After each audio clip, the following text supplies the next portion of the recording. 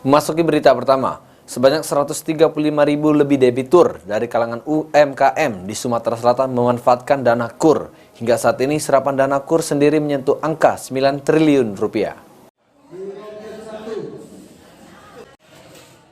Karo Perekonomian Setda Provinsi Sumatera Selatan Afrian Joni mengatakan, realisasi KUR di wilayah Sumatera Selatan per September 2022 terserap 9 triliun rupiah yang terserap dan dimanfaatkan oleh 135.427 debitur.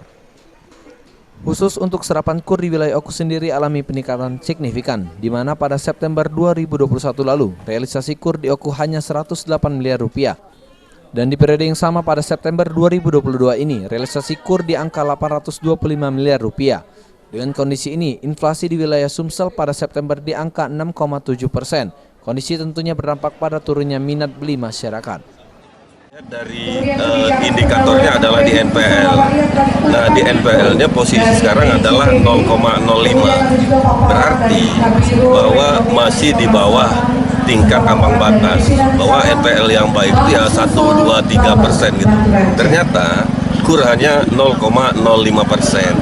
Artinya masih di ambang batas normal, Pak? Masih sangat baik posisi UMKM yang memanfaatkan KUR sekarang ini. Tapi nanti kita lihat ke depan dampaknya itu bukan sekarang, dampaknya itu di 2-3 bulan, 4 bulan yang akan datang.